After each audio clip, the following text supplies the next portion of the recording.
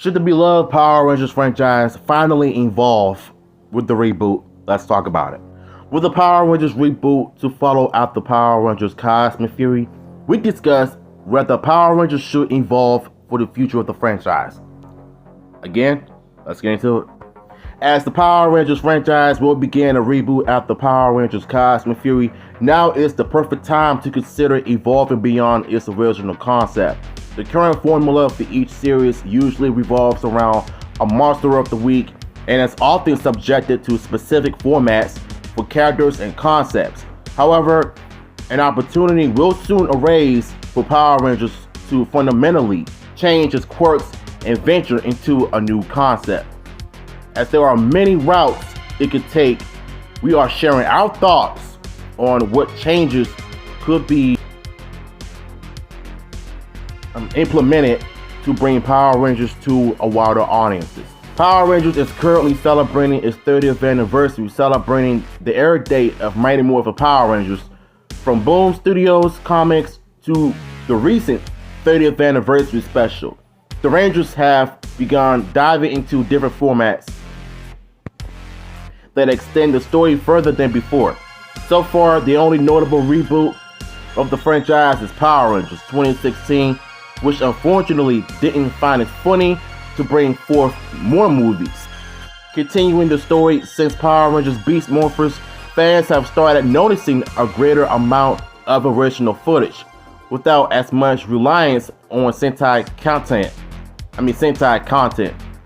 Power Rangers Cosmic Fury has now gone beyond this by featuring original footage for the entire series except the Zord footage. With the reboot drawing closer, now is the perfect time to involve the Power Rangers franchise as production changes for the future. This includes the move of production out of New Zealand and the upcoming release being developed by Jonathan Antwizzle and Jenny Klein. Many fans await the first reveal of the new vision, but some changes could be implemented that could create a greater concept and bring a franchise to a wider audiences. Although a reinvented Mighty Morphin team, the concept of taking Power Rangers away from Sentai would be an important jump. The appearance of the arsenal and suits have been one of the biggest features to tackle, but it's important these evolve away from the concept fans are used to. With the high budget involved, fans might even be delighted by an upgrade, which is highlighted by the fan art created by Tokyo J. Shout outs to him. Although many other superheroes would be a good reference, including the recently released Blue Beetle movie and even Marvel's Iron Man. I'm not gonna lie, the Blue Beetle is a good film. I think they're gonna probably take some elements from that movie instead of Iron Man, because what the 2017 tried to do with the suits, it looked like Iron Man. And to me, it just doesn't, it didn't look like Power Rangers to me. It looked like Iron Man that is from Marvel, but with Power Rangers.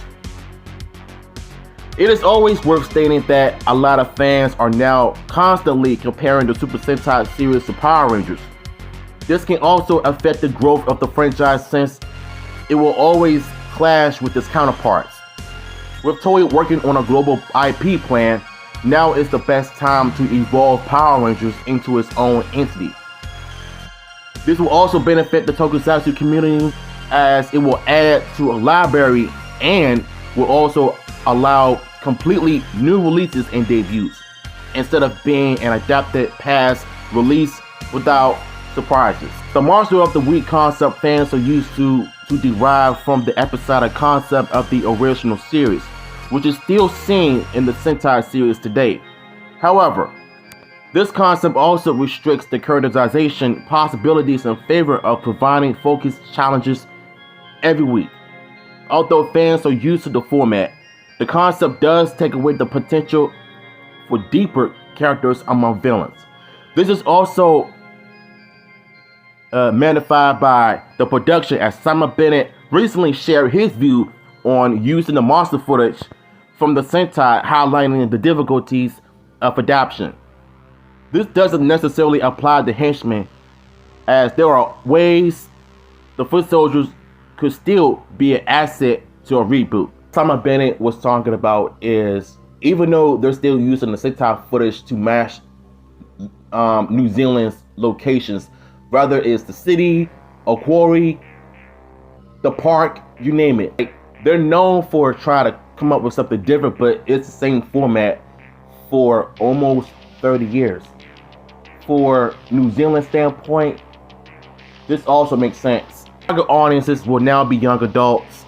The overall design and concept of villains do need to be stronger for a chance for serious tones to feature. The concept can also weaken characters, as creating wasteful opponents often does not help the hero profile. Plus, it also limits the interactions. By making stronger characters for the villains and giving them devastating or dramatic backgrounds, a reboot could appeal to a vast range of viewers and add greater gravitas. Honestly, this part is also saying that even though they defeated the villains in ground battles, they're always losing really quick. They blow up so fast to the point where there's no point of fighting them. That happened in Beast Morphers and Dino Fury, because we've always seen the villains get blown up for no apparent reason by one blast. I think all of that is going to change when it comes to Cosmic Fury and the Jonathan Antoza project. Hopefully there won't be any more quick explosions from the monsters. A reboot could also mean changing the standard ratios and features that fans are used to, including adding more representation. Simon Bennett has also spoken regarding the kind of representation he would love to see in the future of Power Rangers. There are thousands of ways that a new characters could be forged. The same applies to Rangers. Both Hyperforce and the Boom Studios comics have greatly contribute to the expanded representation, with Hyperforce Yellow and Alien, the Solar Ranger. However, room for more that could expand, which could lead to more audience members featuring included. He's talking about gay Rangers, trans Rangers, plus size Rangers. Like, I'm all for presentation and everything, but we really don't need that for the reboot, because that's pretty much going too far with it and pushing the agendas. Like, try not to do too much of it, because all we want is good Power Rangers content, not something we've seen in Hollywood that are bad, for our eyes, you know what I'm saying? And I'm not saying that you shouldn't be having these gay characters, because we've already had that in Dino Fury. We don't need any more of that stuff in the reboot. That's doing too much, you know what I'm saying? So I kind of disagree with Simon Bennett on this one. I mean, no offense to the trans, the gay people and everything, I just don't agree on this part. I think that it's officially going to happen.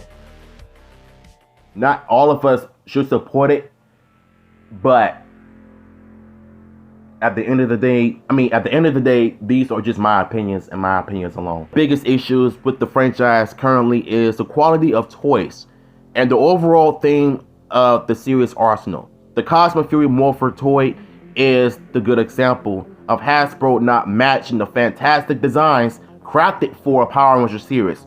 However, this also applies to many releases from the past series with some questionable choices in various seasons.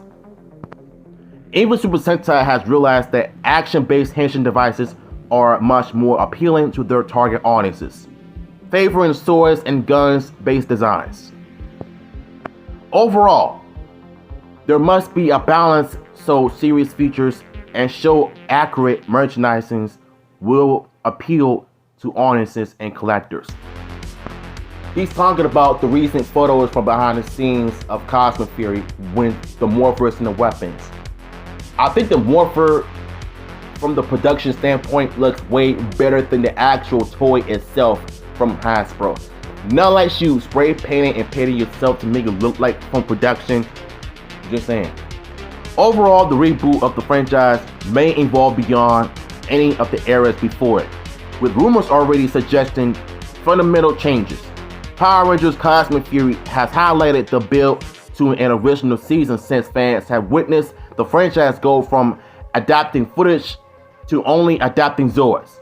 Although the 2017 movie and previous seasons didn't live up to expectations, they have laid the groundwork with feedback since it gives the reboot with a better idea of what everyone desires. With the target audiences, fans could see a new exciting universe for Power Rangers and maybe even a start to a new original Ranger team. And you know what? I think to me, whether it's going to be Mighty Morphin or an original team, I say I was going to be okay with the original team as long as it's done right. If it doesn't look the part, I'm going to criticize it and I'm going to have a problem with it.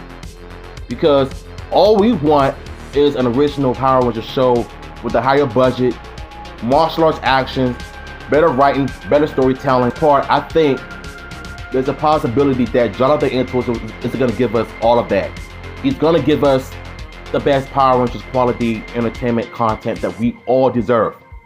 Maybe I think Hasbro is going to end up doing the Lightning Collection of the Jonathan Entwistle Rangers with better paintment, better paint jobs, better articulations, and not to mention some better face models, if you ask me.